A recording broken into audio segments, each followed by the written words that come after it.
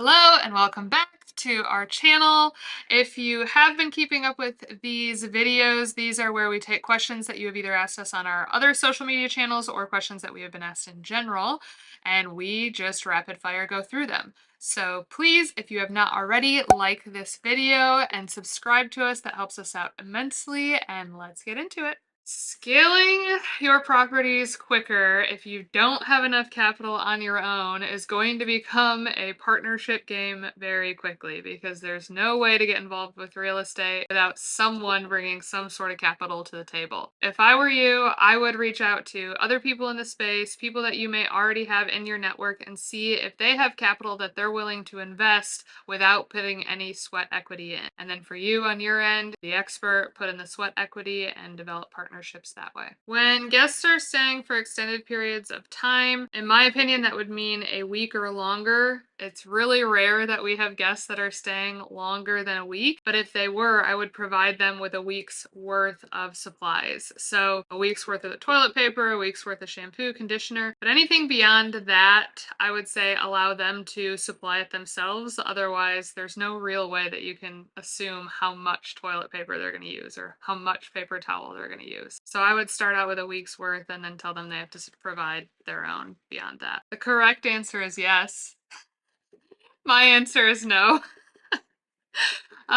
Different markets will tell you what you need or don't need to spend on properties. So absolutely there are markets that you can make top profit and be in the 90th percentile without putting a ton of money into design. Specifically, Michigan is a really great example of that. Personally, the design is what I like to push forward. My experiment on all my properties is to see what design can do in a market that maybe doesn't require design to be competitive in, and to see what kind of an edge that brings us, and it gives us more data on design in general. But for the average investor, no. If you are in a less competitive market, you do not have to go overboard with design always. The Airbnb fees are annoying to everyone, both hosts and guests. Nobody likes them. We get that Airbnb has to make their money, and ultimately I think that when Airbnb starts feeling the pain of people leaving from fees specifically, they'll adjust because it's in their best interest to. But if they are maintaining their fees, in my opinion, that means that Airbnb is still seeing an increase in demand, and so they feel like they can charge those fees. Again, it's never great to rely, or as a host, you don't love that you have to rely on Airbnb for guests because you don't own Airbnb. It's outside of your control and what they do. That's an Airbnb call. We don't love them, guests don't love them, but it is what it is. When you are setting up a team remotely, this is a big reason why I tell people who are thinking about investing in Airbnbs remotely to make sure that they have the capability to move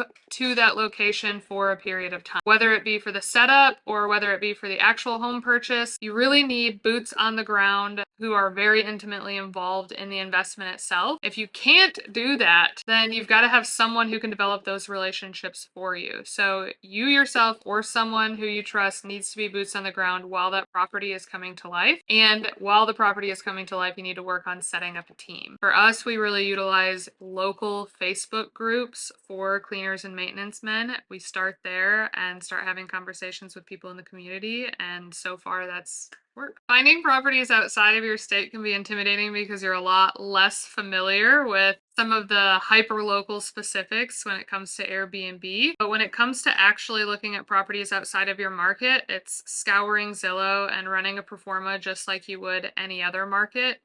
I would recommend finding someone local in that market to try and lean on a little bit to see if they will give you any insight into maybe some of the hyper-local things that you have to pay attention to that AirDNA won't tell you. Lower your rates. Lowering your rates can be a really great way to increase your occupancy. Airbnb's algorithm loves discounts, so if you add a discount to your listing, it's going to bump your listing on what page it shows up in your given market on Airbnb. The one thing I would say is be cautious of how low you are discounting your rate. So I know some people will raise their rates and discount it down to their normal price so that it shows up on the first page of Airbnb. But if you strictly just discount your rates, you have to be careful that you're not going to bring in a crappier clientele, because that'll ruin your property really fast. Pricing is one of those things that you really have to be in tune with it for a while when your property first gets listed. I would say for the first 12 months, you need to be pretty plugged into your pricing regularly. What we do is we take a look at what AirDNA projects the average daily rate of our competitors. We watch what our competitors price their properties seasonally, and then we add a premium because we know that we are in the 90th percentile of any given market that we're competing in. And so when you're in that 90th percentile, sometimes you don't know where your cap is because you are the top performing property. So it's hard to say what you should be charging because nobody's charged it before. So what I would say is pay attention to your neighbors, increase the rate on top of that, and see when you kind of hit that shelf where you see bookings slow down because your price is too high. First and foremost, and I've said it a million times, making sure that your property can host the amount of guests that you are hosting in every single area. Meaning if you're holding 8 people, you need to make sure that your dining room seats 8 people, you need to make sure your living room holds 8 people, you need to make sure you have a hot tub that holds 8 people, so on and so forth. Another design non-negotiable for me is making sure that the high touch point areas in my properties are where I splurge. So making sure the beds are comfortable, the sofa is comfortable, the pillows are comfortable, the portions of the property where people are actually going to be interacting with and have a function behind them need to be comforting. They can't be cheap. I would say those are the 2 biggest non-negotiables in design. I would recommend being strategic about how you are pursuing arbitrage, and if your top priority is cash flow over equity or tax benefits, then pursue arbitrage first. With that being said,